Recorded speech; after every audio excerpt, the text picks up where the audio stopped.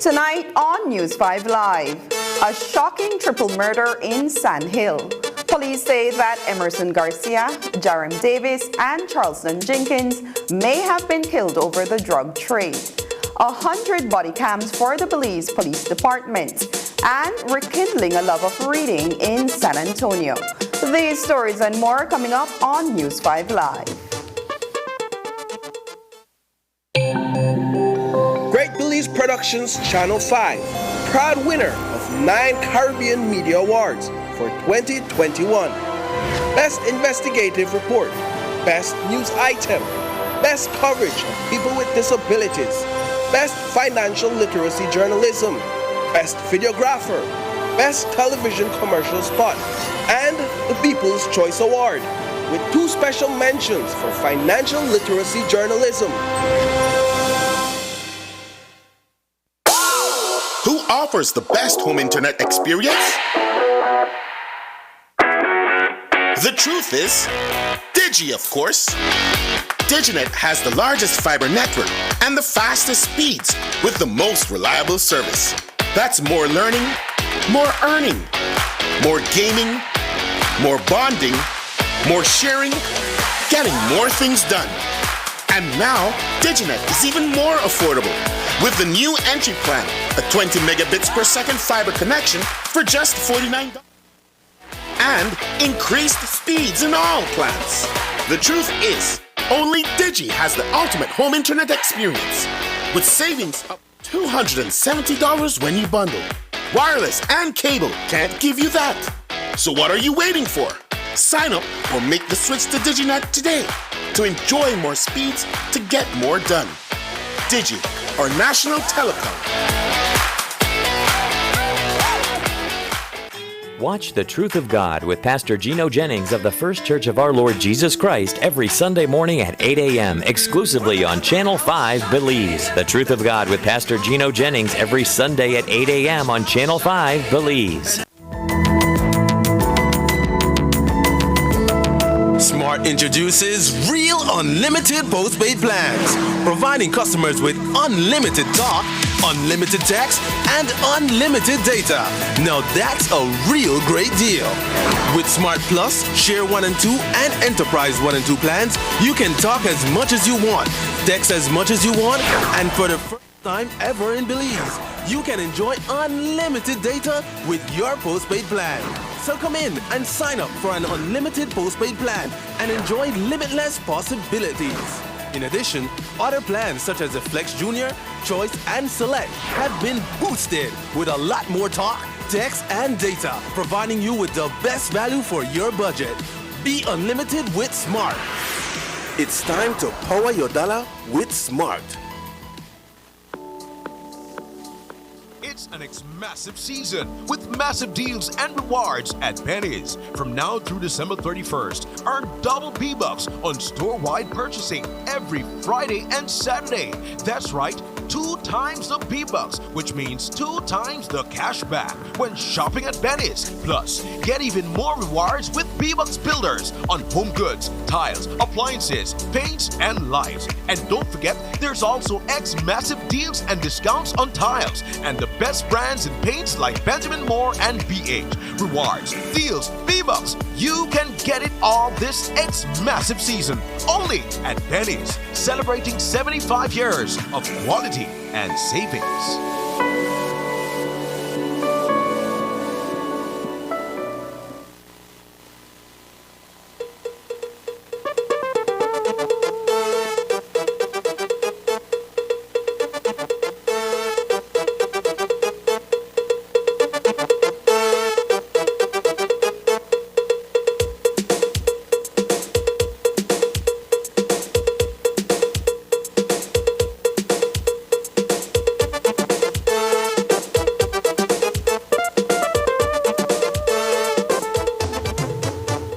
Newscast is brought to you by the Belize Bank Limited. Our country, your bank. Good evening. Welcome to News 5 Live for Friday, November 18th. I am Annalyn Apolonio. It's the kind of incident that frequently occurs in the drug world. A hit is placed on persons who cross someone powerful either over money or product. That's what police are investigating tonight following a most heinous occurrence on Thursday. 3 friends were executed inside a home in Sandhill village, and the deadly attack was carefully calculated and precise. When residents heard gunshots in the distance last night, they did not realize that an assignment was being carried out with cold precision. It wasn't until an old woman visited a neighbor's house sometime later to purchase a cigarette that she discovered a horribly gruesome scene. The motive has not been ascertained, but investigators believe that the killings were drug-related. News 5's Isani Cayetano begins our coverage. An elderly woman who went looking for a friend at a neighbor's house on Thursday night in Sandhill village stumbled upon a most gruesome crime scene. Jennifer Anthony approached this slightly elevated wooden structure sometime closer to 11 p.m., looking for 43-year-old Emerson Garcia.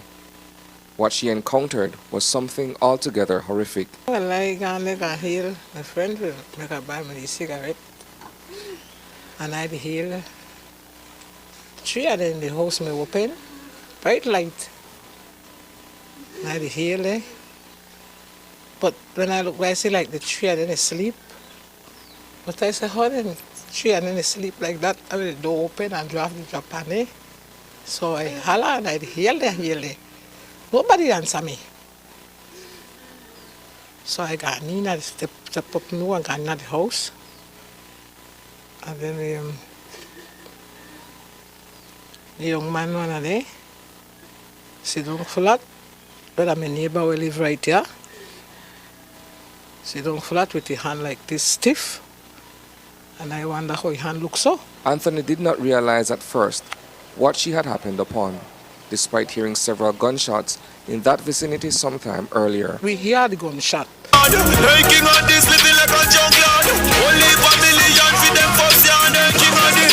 She made the home with me.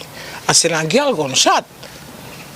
And she said, no, mommy. I said, dynamite. I said, dynamite, then don't start Christmas. Unbeknownst to her, the sharp blasts that echoed across the neighborhood were lethal rounds being fired point blank at her grandson and his 2 friends, including Garcia, who resided at the property. We make her realize something must happen because I see the young man, I tell her whether I'm a neighbor. You know the house over, they sit down. But they bleed by it down. Blood go. So I look in her face and I say something bad must happen. And then I look over, so. But I don't see the 3 of them lay down. But I think they sleep.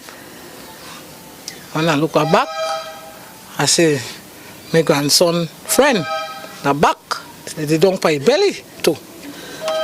Then I look for him and I see blood for him foot like. and he had belly. Then I look so, that my grandson now that I see, lay down by his side so, with his head so, raggy up head.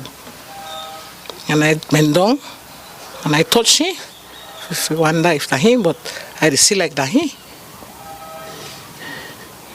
And then I look in the wrong and wrong. I see all the blood, all about everywhere. Then I realize I see blood. Someone had carried out a deadly assignment on the trio, the kind of wet work reserved for gang members and drug dealers. Garcia's niece was at work when her phone began ringing. I got the phone call and my cousin told me they just shot Emerson. So I was like, girl, stop playing. She was, yes, they just shot him. So I said, is he dead? She said, yes, he dead. So I tell her, all right, then right now we come. So we left the house, we gone over there and police me there. They me deal with the scene and it me just hard to deal with knowing that Emerson that is a kind person, loving, he don't nobody nothing. He once Emma have it, everybody have it. Despite Garcia's easygoing personality, it is alleged that he was also selling marijuana from the residence.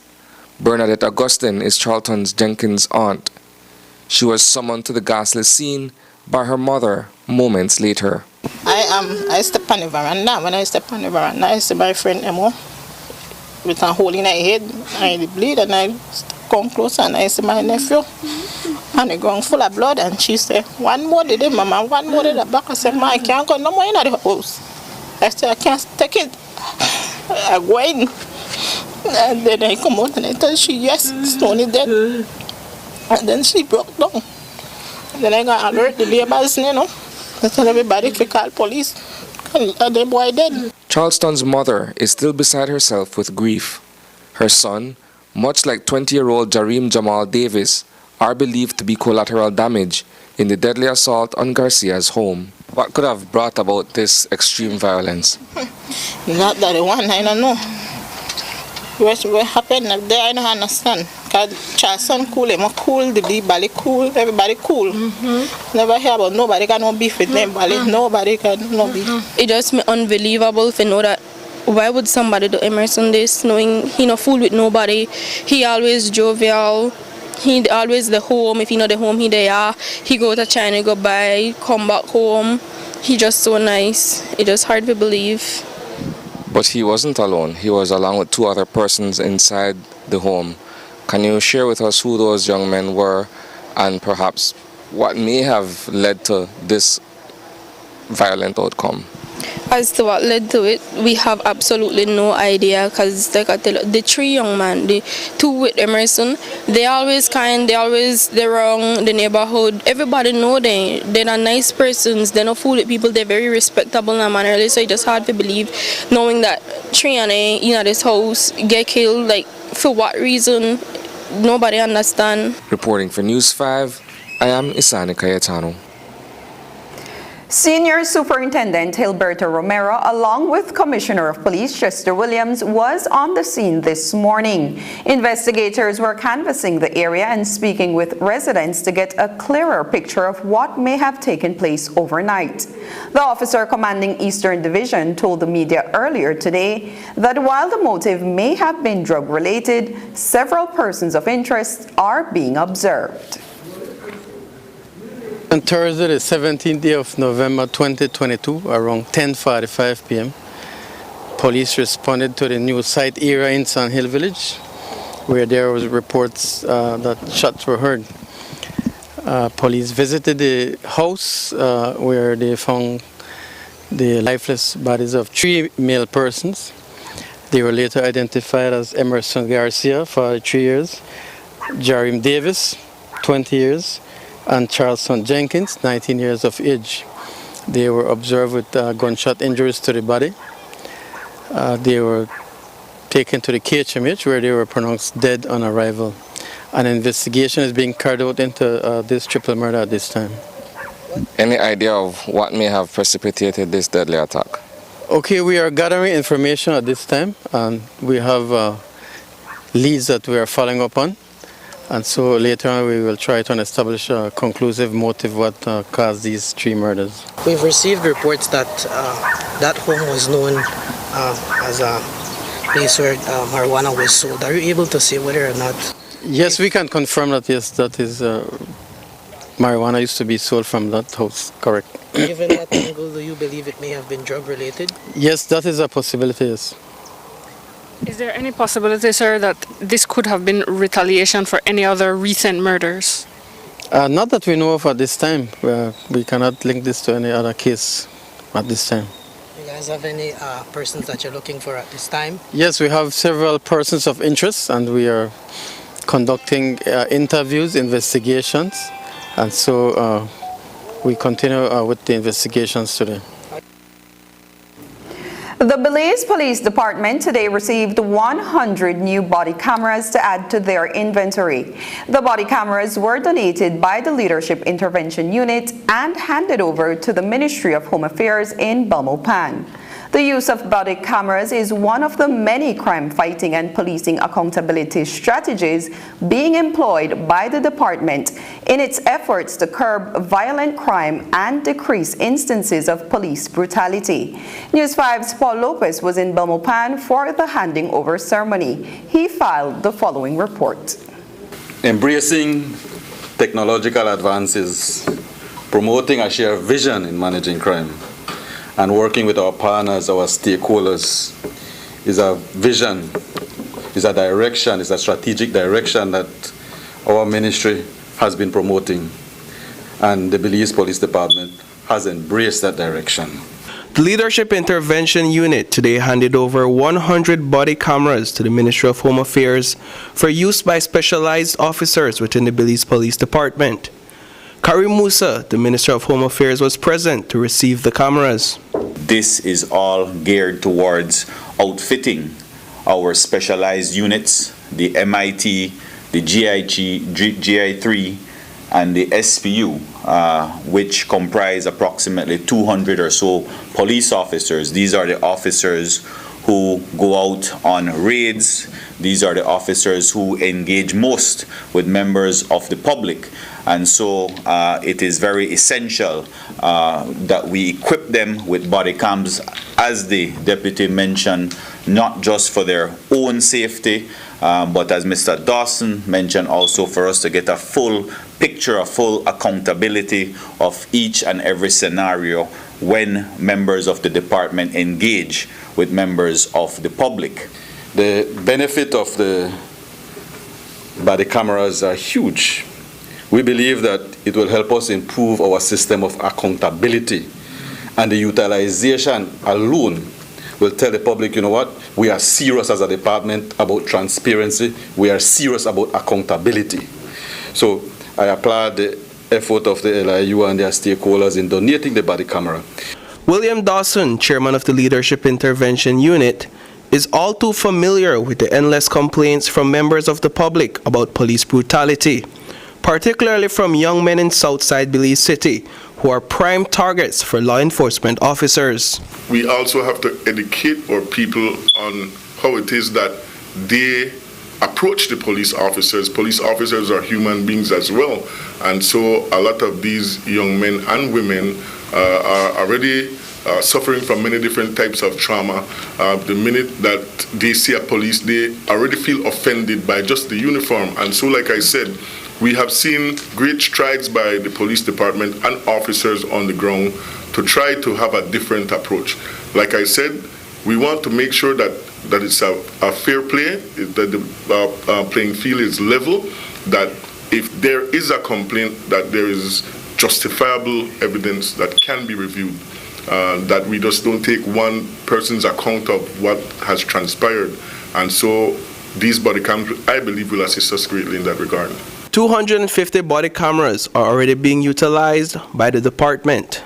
Today's donation and a recent donation of 100 body cameras from the Belize Tourism Board will bring that number to 450. Dr. Richard Rosado, the Deputy Commissioner of Police, says the cameras will also assist the police in its training efforts. An individual know that they are being recorded or believe that they are being recorded, then their behavior tend to change and they are less aggressive. So we believe that it helps us to also to improve our police officer safety. The footage from the body camera is also an effective tool for us in terms of our training capability or training capacity, because what other real way of getting real example other than the footage. So it will immensely help us in terms of our training effort. It can also serve as to prove complaints against police and also disprove unwarranted complaint. Adding body cams to the equation will lend obvious benefits in restoring that level of confidence that the Belizean people have in our department.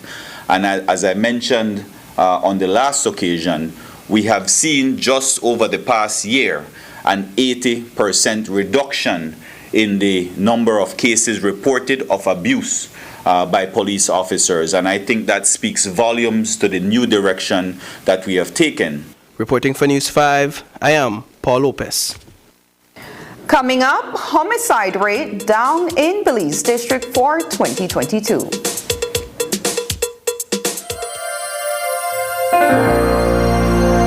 Hello, friends. This is Dr. Bob Roberts with another 60-second sermon from God's Word. The Bible says, "My son, hear the instruction of thy father, and forsake not the law of thy mother, for they shall be an ornament of grace unto thy head, and chains about thy neck." Mother is one of the sweetest words this side of heaven. There is no one who holds, controls, or determines the destiny of our country like our mothers. Napoleon once said, "She who rocks the cradle rules the world." Proverbs says, "Honoring your mother and father's teachings will crown you with grace and be a chain of honor around your neck." A man stopped at a flower shop to order some flowers to be wired to his mother who lived 200 miles away, and as he got out of his car, he noticed a girl sitting on the curb sobbing. He asked her what was wrong, and she replied, "I wanted to buy a red rose for my mother, but I only have 75 cents and a rose costs $2. The man smiled and said, "Come on in, sugar, and I will buy you a rose for your mother." He placed his order for his mother and bought a rose for the girl. As they were leaving, he offered the girl a ride, and she responded, "Yes, please take me to my mother." And she directed him to a cemetery where she placed the rose on a freshly dug grave. The man returned to the flower shop, canceled the wire order, picked up the flowers, and drove 200 miles to his mother's home. Tributes are but empty phrases, if in words alone they dwell. We must live the praises due her, if we'd honor Mother well. Today's 60-second sermon has been presented by Christian Foundations of Faith in cooperation with the Baptist churches in your area.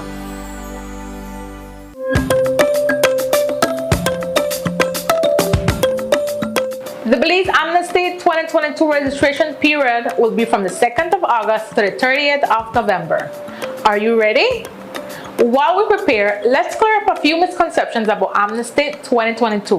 If my application is not approved, will I or my family face deportation? No, Amnesty 2022 is instead an opportunity for you and your family to call Belize home permanently. Is payment required upon submitting my application? No, payment is only required after approval of your application. Will Amnesty 2022 be giving away citizenship? No. If you're eligible for amnesty, applying means you have an opportunity to gain permanent residency in Belize. To find out if you are eligible and how to apply, we invite you to log on to www.immigration.gov.bz. Belize Amnesty 2022. Let's continue to build Belize together.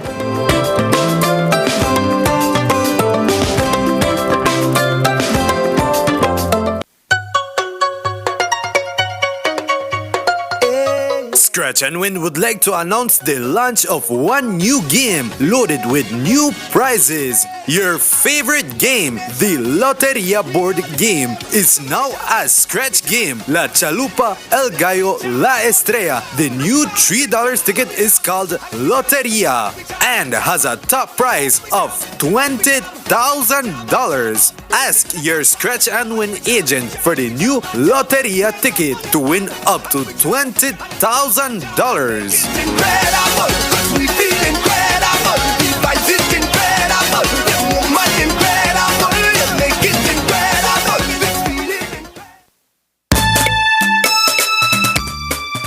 the festive, soulful, rhythmic, and stimulating celebration of Garifuna Settlement Day 2022 follows a not-so-festive natural disaster, one that was especially painful for Belize City.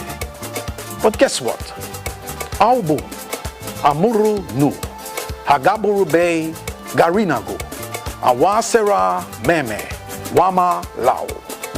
I for you, you for me, is the Garifuna way. Let us continue to move forward. See, this year's celebratory theme is not only inspiring, but also timely, as it's the principle that is right now allowing Belize City to bounce back and move forward. Municipalities from across Belize, brothers, sisters, neighbors, friends, and strangers are joining hands to restore life and provide a safe refuge for most of those displaced by the recent disaster. In some ways, this mirrors the Garifuna story that brought this rich, indispensable group to our southern coast, and one that has prevailed in the face of insurmountable struggles, time and time and time again. Belize's Garinago have shown how perseverance can transform into glory, how authenticity can establish heritage, how togetherness can bring about upliftment, and how beautiful life can be when one insists on dancing to the beat of their own drums. Without a doubt, the Garifuna have made an indelible mark in the jewel's treasured story and continue to produce champions along Belize's developmental journey. From that, and for everything Garifuna, the food, the music, the history, the heritage, and the people, the entire team at the Belize City Council wishes all a most happy Garifuna Settlement Day. Aubu, Amuru Nu, Hagaburu Bay, Garinago, Awansera Meme, Wama Lao. I for you for me, is the Garifuna way. Let us continue to move forward.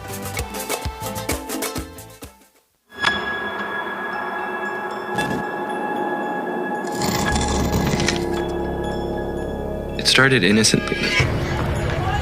It looked fun. It looked cool.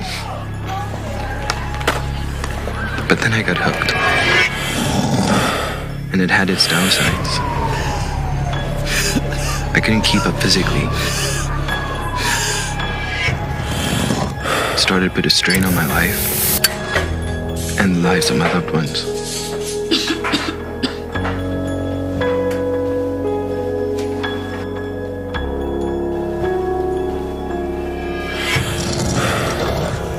And I got sick. Really sick. And I realized I was losing.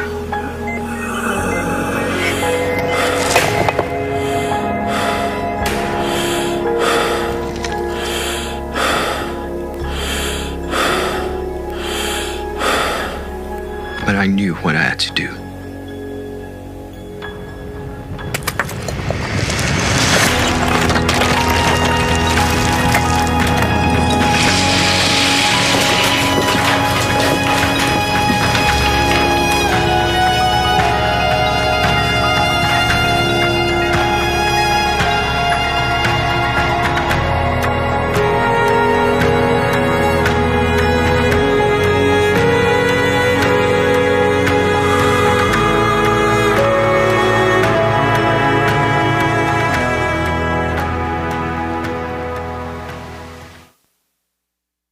Homicide cases are down for 2022 in the Belize district. When we caught up with Minister of Home Affairs Karim Musa this morning in Belmopan, he expressed his condolences to the families of those victims who lost their lives in Thursday night's deadly shooting in Sandhill village. Minister Musa also commented on the homicide rate in the Belize district for 2022, which he says has seen a significant decrease compared to previous years. Thursday night's gruesome triple homicide brings the Belize district murder count for 2022 to 50.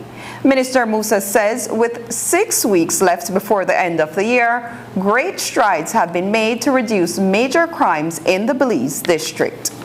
I know that this morning we all woke up to very tragic news of the loss of 3 gentlemen in Sandhill. And so we extend our condolences to the family of those 3 gentlemen. The Commissioner of Police is actually on the ground right now as we speak, and that is why he's not here with us today. He found it extremely important to hit the ground in Sandhill to do our very best as a police department to solve this heinous and tragic crime. But looking at the statistics, as I was mentioning, when you compare to 2018, we had for the year 2018 some 98 murders in the Belize district alone.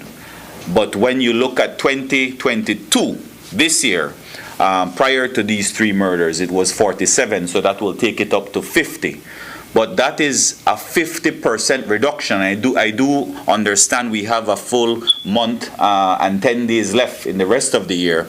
But you can already see the impact that the Leadership Intervention Unit has been having in the lives, especially of the young men on the south side of Belize City, in terms of intervening, resolving situations, resolving disputes, and at the same time offering them educational opportunities, both in the academics as well as training. I believe on Monday, Mr. Dawson, will be having the launch of the training of 100 of our young men at the Tubal Institute, which is a remarkable opportunity for these young men to gain training in air condition repairs and a wide sort of other activities and training sessions. So that is something we're looking forward to.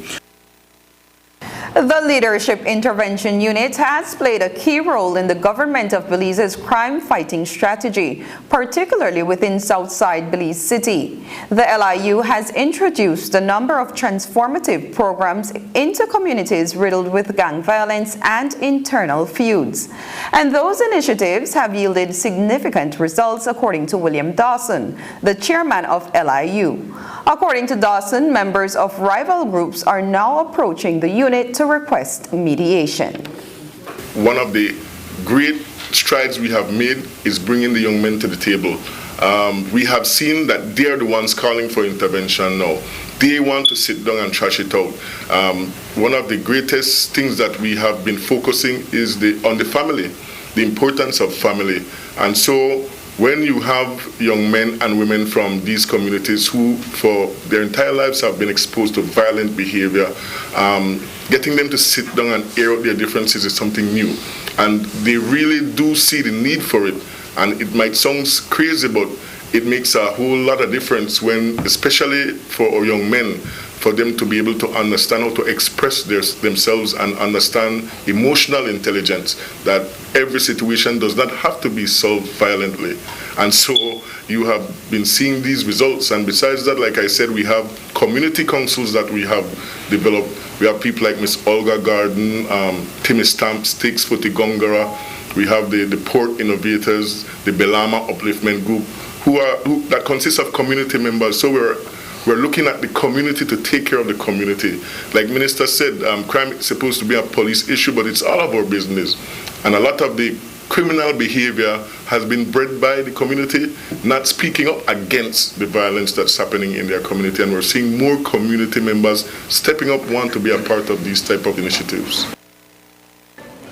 And according to Deputy Commissioner of Police, Dr. Richard Rosado, the LIU's effort is only one tier in the department's three-tiered approach to fighting crime. Rosado says that as these community stakeholders play their part in curbing gang-related crimes, the police department is able to focus on the third tier, which is crime prevention and enforcement. He explained further. As you may know, in fighting crime, there's 3 tiers in fighting crime. And for too long, we have been focusing on the tier 3, the enforcement aspect of it. And tier 1 and tier 2, we have been, in the past, we have done minimal work on it. And for the first time, we have a comprehensive approach where in Tier 1, we are focusing on the situational and social factors. In Tier 2, we are focusing on the conflict aspect of it. And in Tier 3, the police department is working on the enforcement aspect of it and the prevention aspect of it. We believe that if we approach it, crime fighting from all the 3 tiers, we will have a better success. Well, our success would be better in terms of the tension and the violence within the country and specifically Belize City. But it must be work, all the 3 tiers must work hand in hand in order for us to be successful. Tension amongst feuding gangs within the Antelope Street Extension area continues to pose a challenge to the Belize Police Department. Over the last few days, there have been numerous reports of gunshots in the area. While the LIU continues to collaborate with police in the area, they have not had much success in bringing all parties to the table for mediation. Minister Musa admits that some areas within the city are much more difficult to police than others. Certain areas are more difficult, like you're rightly pointing out, Paul, in terms of settling disputes and conflict resolution. I know that Mr. Dawson and his team are relentless in their efforts, and I can tell you firsthand, from firsthand knowledge, that they have quelled so many disputes between warring factions, even in that Lake Independence area between PIV and BLC. And you're perfectly right that one misstep can totally turn things around, and it takes a lot of daily intervention, minute-by-minute intervention on behalf of the LIU to keep that peace. But indeed, in the Antelope Street extension, that is one of them that is proving a little difficult. But like I said, their team continues on the ground on a daily basis to meet with these individuals and to see how it is that we can broker that peace and maintain that peace. After the break, energy innovation at COP27, an eye-opener for Belize. But first, here's the weather report from the Belize Meteorological Services.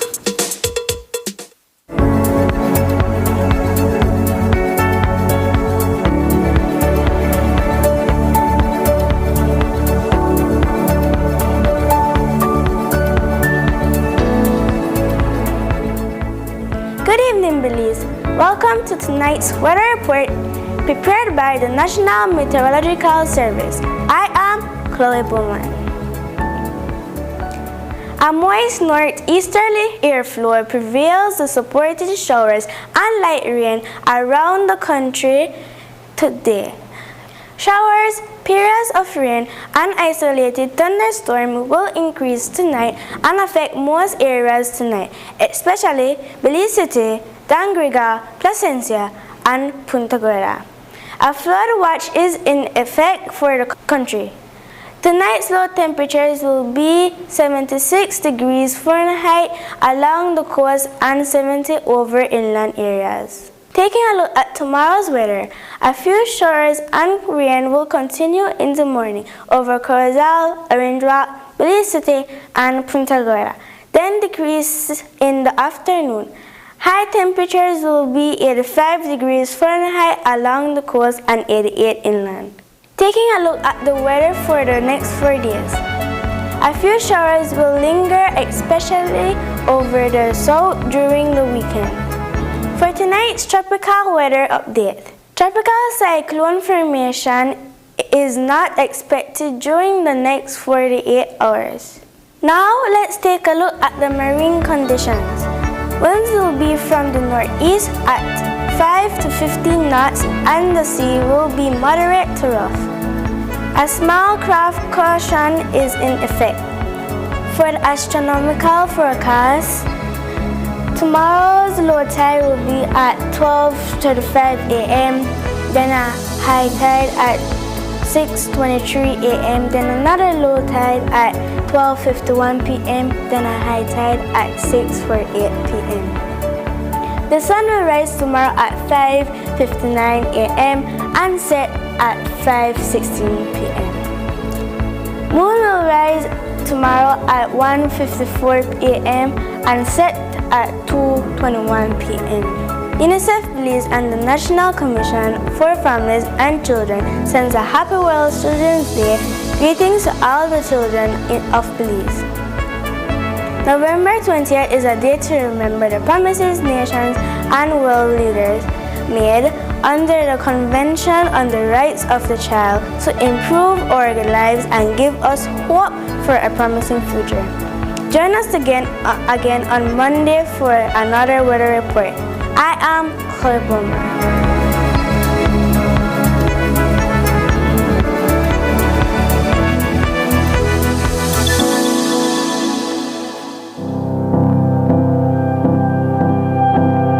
Safe, welcoming, the start of a new chapter. Your home is one of life's biggest investments. Let's protect it. Have you made any recent additions to your property? If so, your home may not be adequately insured. The average clause states that if the amount insured is less than the cost to rebuild, you, the insured, will become your own insurer for the additional amount.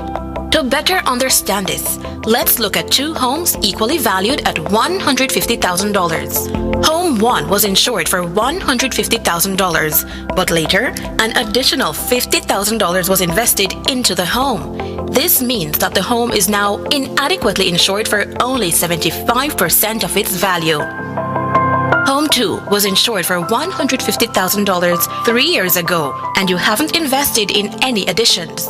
However, inflation and the rising cost of building materials mean that rebuilding the same home today will cost $180,000. This means your home is inadequately insured for only 83% of its value. Therefore, if both homes suffer a $50,000 claim in damages, Home 1 will only be entitled to 75% of this claim, $37,500, and Home 2 will only be entitled to 83% of the claim, $41,500. To avoid this from happening to you, we invite all policyholders to call your Atlantic Insurance agent for guidance today. Being adequately insured gives you the peace of mind to focus on family and life's precious gifts. Atlantic Insurance, insuring you from life's unexpected.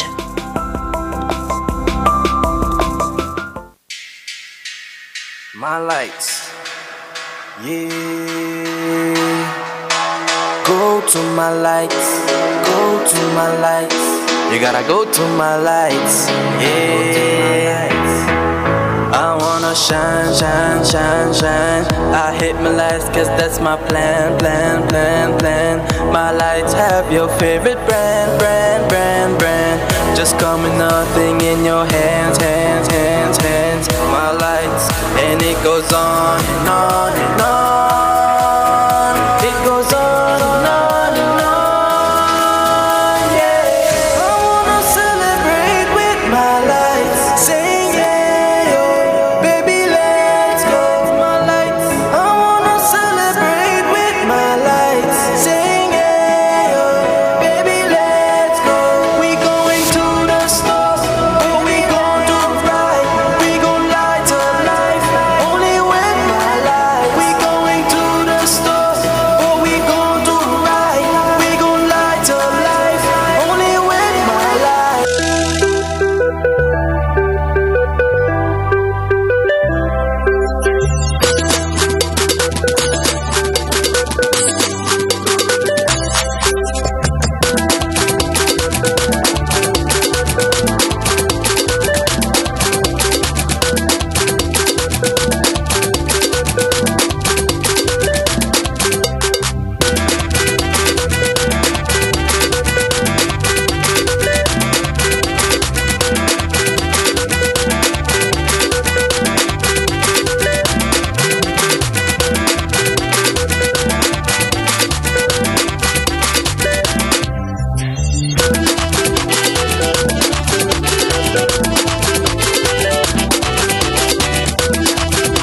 Witty Aweri Garinago, Amage Coils Distillery Limited. Happy Garifuna Settlement Day from Coils Distillery Limited.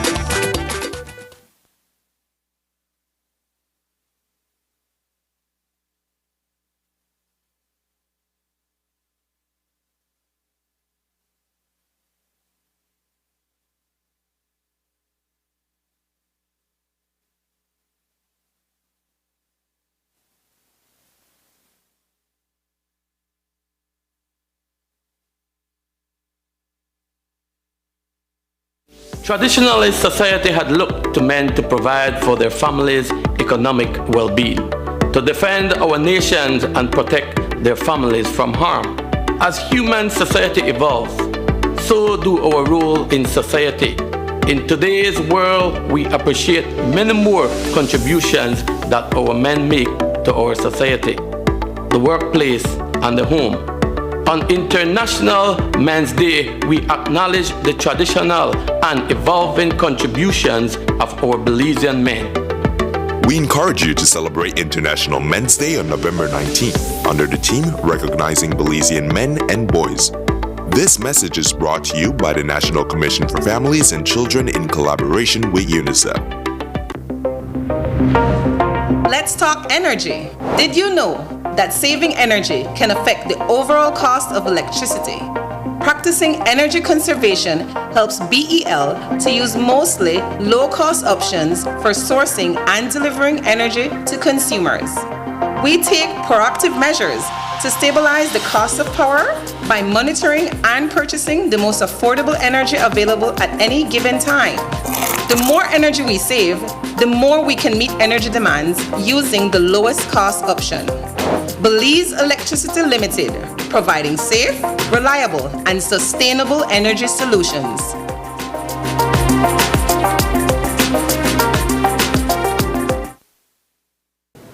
The government of Belize has been in the process of developing a national energy policy for the country, looking at renewable sources of energy in an effort to reduce Belize's dependency on Mexico's CFE, the Comisión Federal de Electricidad.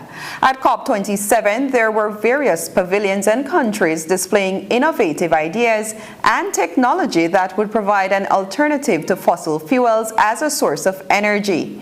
In Belize, the use of solar panels and biofuel, as well as water-generated power, is already happening. But Chief Executive Officer in the Ministry of Public Utilities, Energy, Logistics, and E-Governance, Jose Urbina, says that the side effects are a real eye-opener. When we look at energy and climate change, decarbonization, and when we look at projects ongoing on the ground in Belize, we look at e-mobility. How do we reduce our carbon footprint? How do we educate our young students in terms of what is climate change, what is needed from the individual standpoint in terms of reducing our carbon footprint? When we look at the ministry is currently working on an energy policy. Now, how do we merge the energy policy with the climate change policy, with blue economy? Because the overarching umbrella here is climate change. We all need to align towards climate change and, in the effort of doing so, become energy independent. And when we look at energy independence, we talk about electricity, but how do we stimulate farmers to also use waste to energy technology? But also along with that, the discussion here is also about financing. How do we make it affordable? And what incentives are we going to provide our people in Belize in terms of how do we incentivize them in using technologies? Do we lower taxes?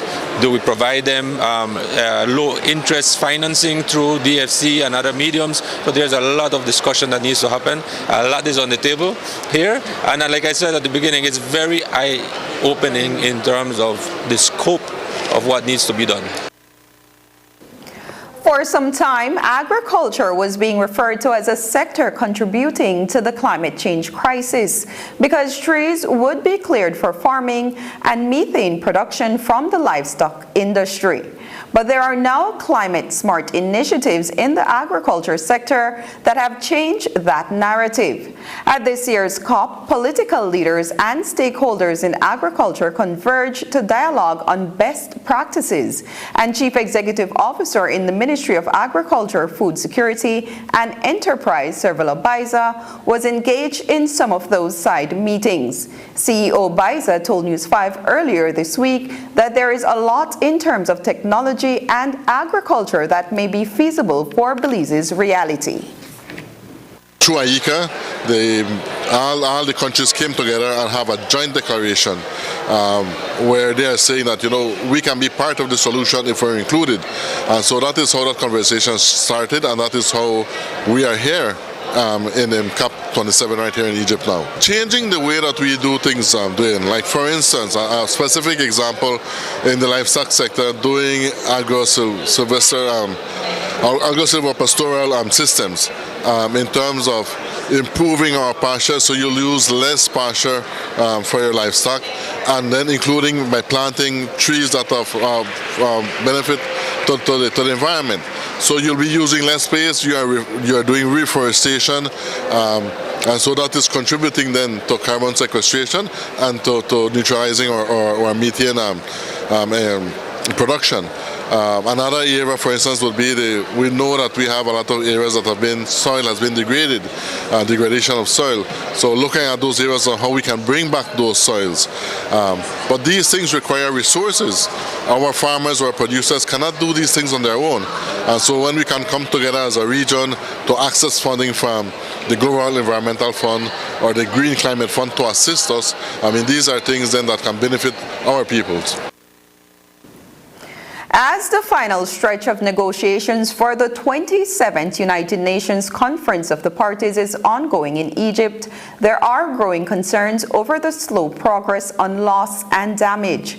Small island developing states like Belize want commitment to financing arrangements, as these countries are most affected by extreme events such as hurricanes, sea level rise, and warmer global temperatures.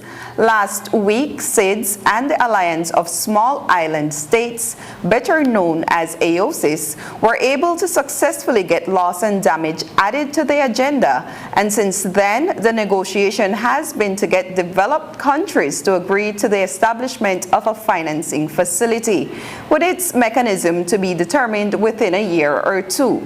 Earlier today, News 5's Dwayne Moody, who is on the ground in Egypt, was able to speak with Chief Climate Change Officer Dr. Lennox Gladden about the prickly loss and damage negotiation. We came in with our own red lines, our national priorities, looking, of course, as it relates to loss and damage. Nothing in particular as it relates to the establishment of a fund, because that is heavy in the session right now. Actually, we foresee that it will go up to maybe Saturday or even Sunday night, right? So all indications at this point, it will be extended for that singular agenda item. We had some internal discussions and positions as it relates to technology. Also for us, we were hoping that agriculture, again, something that was being pushed by the COP presidency, which is Egypt, for that to be agreed upon, right?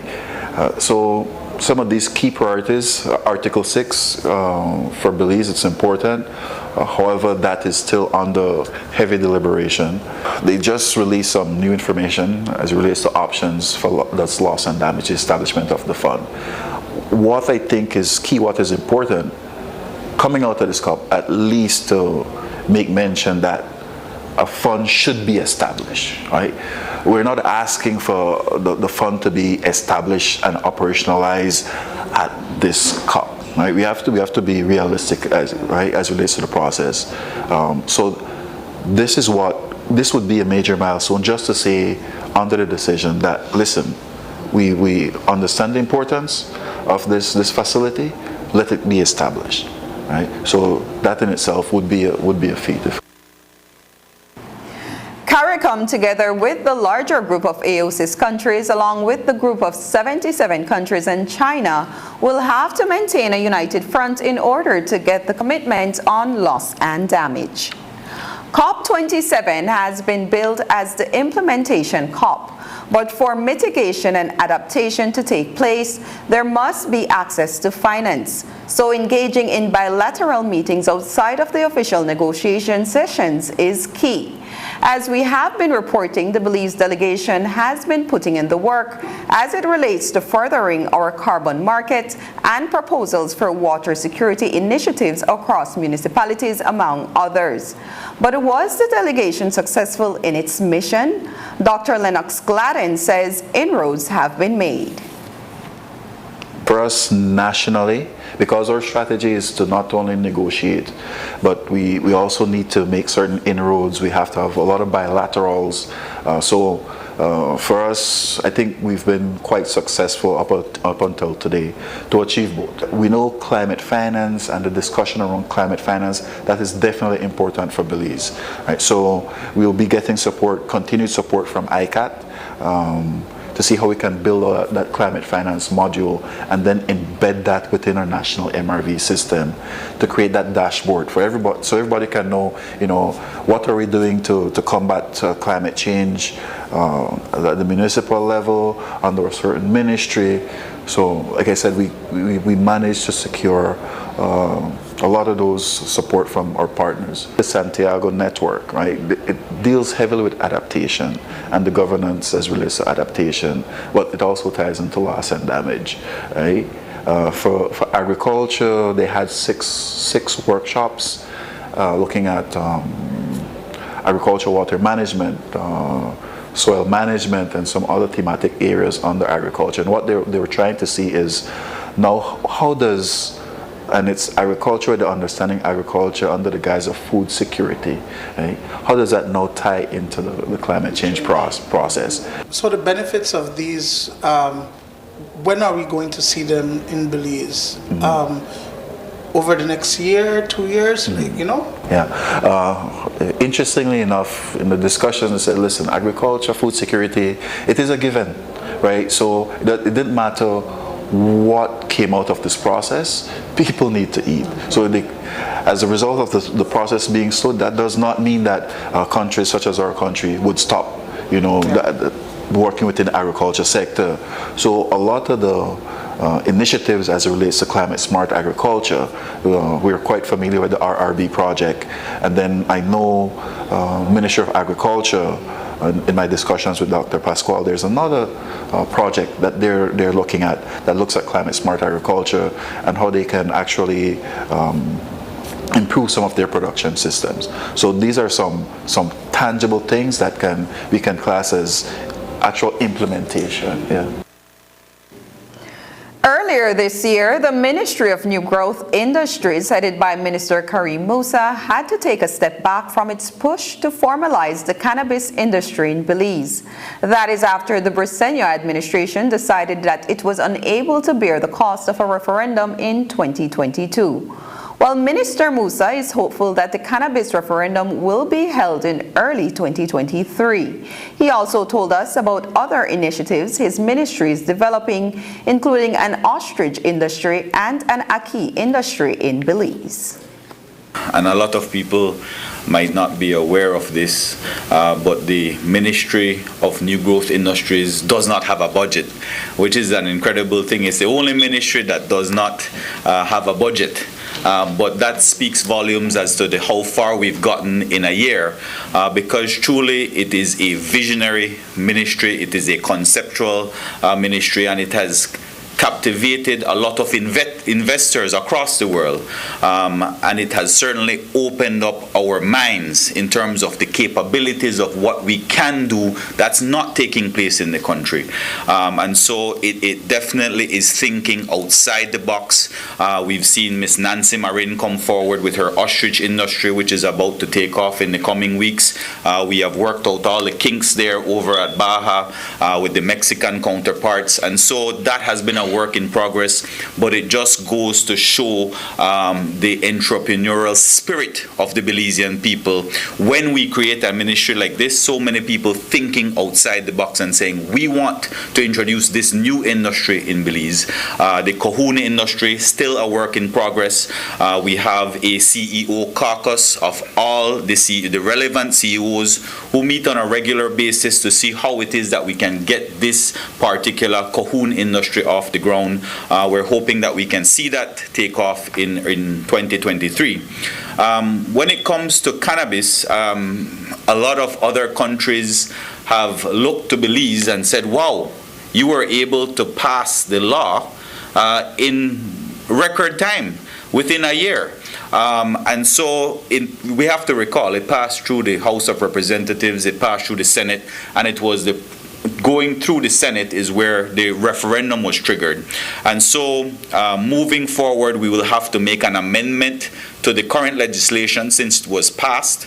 to say that we will not implement the law until a referendum is held. We're hoping that referendum could be held sometime early in 2023. But of course, that depends on the budget. But again, it's all to say that even without a budget, I believe our ministry has gone a long way in waking up that entrepreneurial spirit in the Belizean people. And we look forward to more industries. We have investors who are coming in wanting to do ackee in Belize. It's not something that we eat in Belize, but there is a huge demand for it in the United States, in the Jamaican diaspora. They want to actually can ackee, which requires us to plant the ackee, create the cannery, and then ship out to the United States. When we return, youths with diverse abilities take on media responsibilities for Children's Day.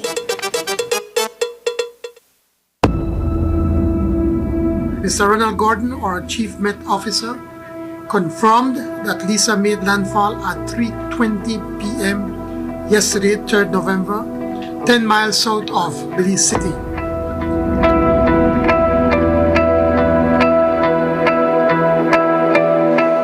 The impact of Hurricane Lisa on Belize City has been devastating.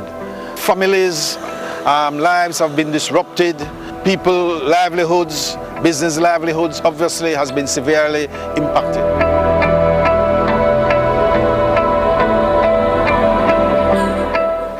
The goal really is to transform these hurricane weather-beaten streets and neighborhoods into livable, traversable spaces again.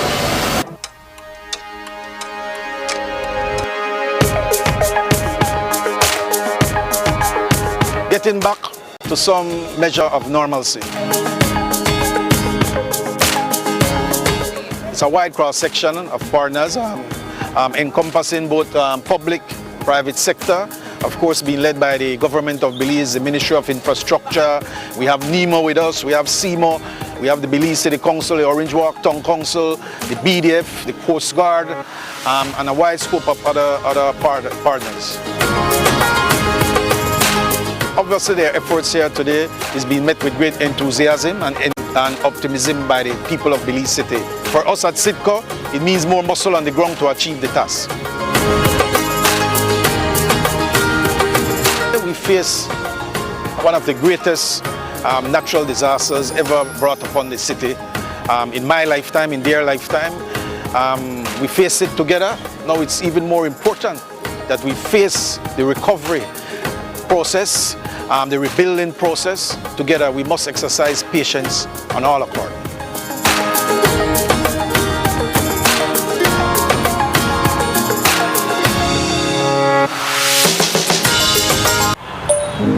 Hola, disculpa por no llegar anoche, lo siento. He estado hace tiempo con ganas de decirte algo. Últimamente estoy lidiando con mis problemas de salud mental.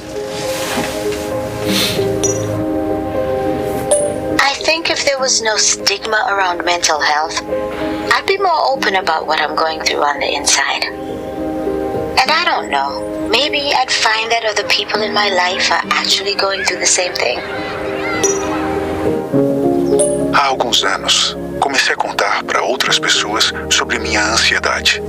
Isso me ajudou a descobrir ótimas formas de como lidar com ela. Soy muy sociable. Creo que si hablara sobre mis problemas de la salud mental, simplemente no lo creerían. Por eso no hablo de ello. Me preocupa que si la gente se enterara de mi salud mental, pensarán que soy débil. Por eso me aislé. Pero creo que voy a cambiar esto.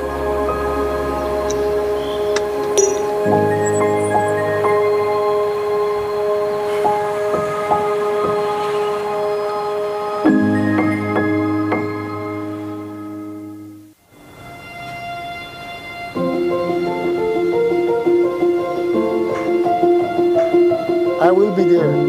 Thank you so much. Why are you so excited? Let me tell you a secret. I just got off the phone with Sarah.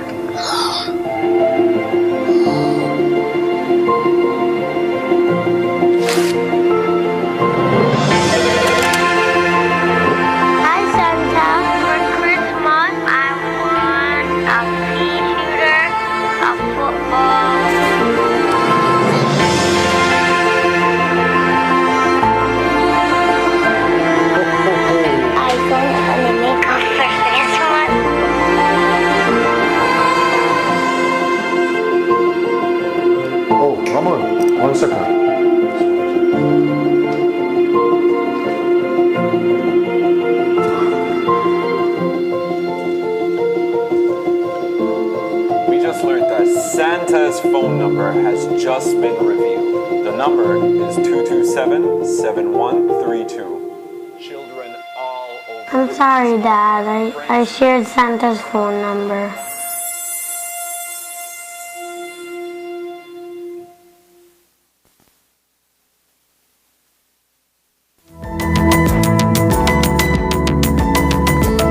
Smart introduces Real Unlimited Postpaid Plans, providing customers with unlimited talk, unlimited text, and unlimited data. Now that's a real great deal. With Smart Plus, Share 1 and 2, and Enterprise 1 and 2 plans, you can talk as much as you want, text as much as you want, and for the first time ever in Belize, you can enjoy unlimited data with your postpaid plan. So come in and sign up for an unlimited postpaid plan and enjoy limitless possibilities. In addition, other plans such as the Flex Junior, Choice, and Select have been boosted with a lot more talk, text, and data, providing you with the best value for your budget. Be unlimited with Smart. It's time to power your dollar with Smart. Every year on November 20th, Belize observes World Children's Day, and this is the 6th year that Belize has joined the international community in celebrating the occasion. It is done collaboratively with the National Committee for Families and Children and in partnership with UNICEF. The two organizations brought together youths with diverse abilities today to put together stories to be featured in tonight's newscast. Maria Cal, a fourth form student of Palote High School who is visually impaired, was our guest reporter. Marian Ali went with her on her rounds as she interviewed representatives of the relevant organizations tasked to create awareness on these special needs. Here's that report. Every day, youths who have diverse abilities, like Maria Cal, encounter different challenges in their lives. For example, she says crossing the street can be pretty frustrating than it would be for someone who has no disability. Today, Maria sat down with an employee of Full Tech Systems who also has diverse abilities. Gabriel Alpuche is confined to a wheelchair, and he appeals to the relevant authorities to give attention to the need for more inclusivity and equality for youths with diverse abilities. There has to be a country effort. It has to be an awareness. It has to be, the provisions has to be put in place to penalize if you're not going to follow. But just bring awareness to the topic. I mean, we're not asking for anything grand. We're just asking for the respect to be given to people who are disabled, and that is across the board in terms of transportation. If I want to get there, if you want to get from place to place, it is a bit easier because, I mean, in terms of how many buses have ramps to put me on a bus. But there is hope that these challenges are being addressed at the school level. Christy Almeida is the Special Education Coordinator for the National Resource Center for Inclusive Education, NARCI. And she shared what efforts are in the pipeline for inclusivity for youths with these challenges. With the new Belize Education Sector Plan of 2021 to 2025, we are now focusing on all students. We're talking kindergarten, all straight through to high school and sixth form. And we are there to provide educational assessments, provide support for families, training for teachers and the general community, build awareness. So it's a lot that these officers, these special education officers have to do, but their main thing is to advocate for our students with different special needs. The National Committee for Families and Children, NCFC, also advocates for and spreads awareness on the rights of children with disabilities. Shakira Sutherland is the organization's Child and Adolescent Participation Officer. What we do is that we collaborate with different stakeholders and agencies or government agencies as well as non-government agencies to have different activities for children in Belize. And so we try to ensure that we include all children from every aspect of or all walks of life. And so there is activities, or there are activities such as air quality. We have the Children Parliament. We have International Day of the Families, and we have much more activities. This was just my way of shedding some light on the need to include our youths with diverse abilities in every aspect of life. Reporting for News 5, I am Maria Cal along with Marian Ali. Just ahead, rekindling a love of reading in San Antonio.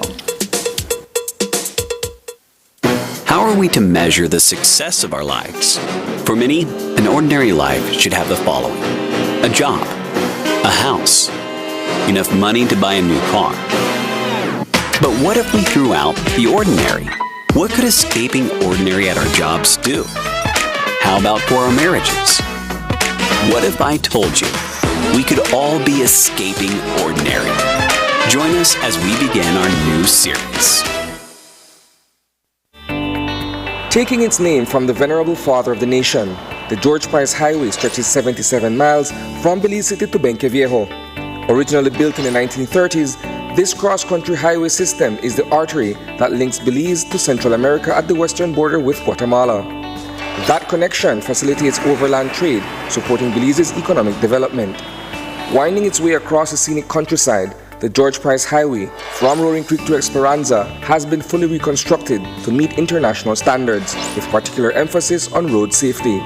A shorter and hassle-free commute is best enjoyed when everyone obeys the traffic laws. To reduce the number and frequency of road traffic accidents, it means that a seatbelt must be worn at all times and the speed limit observed when traveling along the highway. It also means that pedestrians must use sidewalks and crosswalks where available. Buses should only board and discharge passengers at a designated bus stop. Road safety is everyone's responsibility. It begins with you.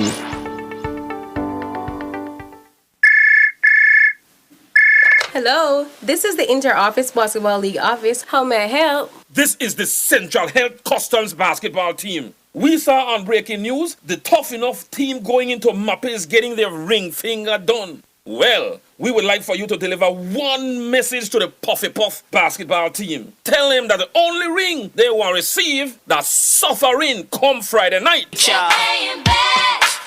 Let's go.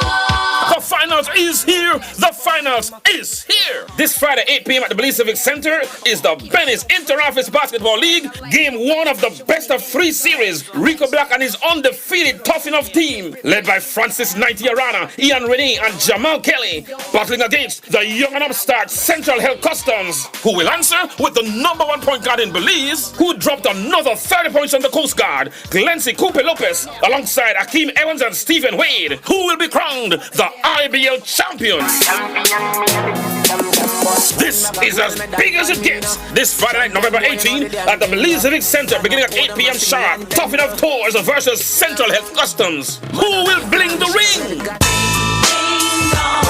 Bring out the entire family for the IBL finals, y'all! Just another level!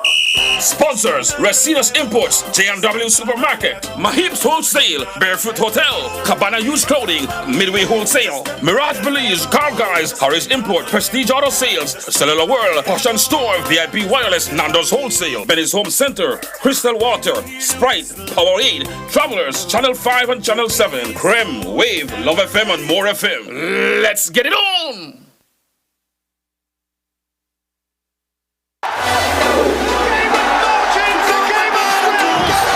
Next Gen te lleva a Qatar. Disfruta de la acción en vivo y la emoción de la Copa Mundial Qatar 2022 exclusivamente con Next Gen, del 20 de noviembre al 18 de diciembre. Haz el cambio y regístrate hoy. Next Gen, la transmisora oficial de la Copa Mundial de la FIFA en Belice. Dwayne Moody, Isani Cayetano, Marian Ali, Paul Lopez. Your News 5 Belize teams do whatever it takes.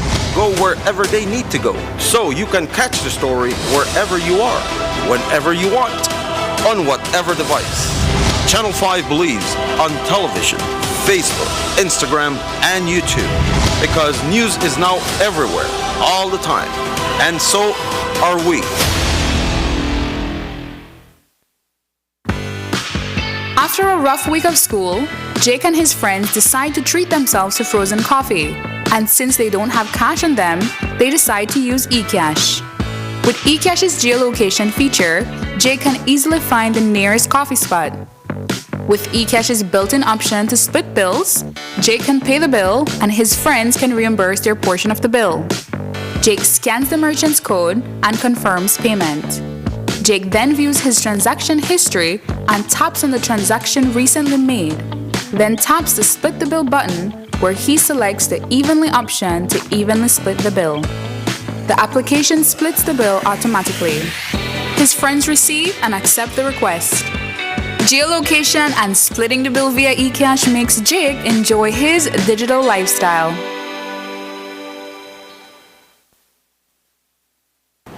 Sabrina Daly traveled to San Antonio Village, Cayo in search of this week's Look on the Bright Side, and she found it in the story of community members coming together for a common goal. A fight against the challenges brought on by COVID was all it took to get the fire burning. The orchestrators of this project, two neighbors introducing themselves to each other. On the Bright Side is brought to you by Uno, a brand committed with the future.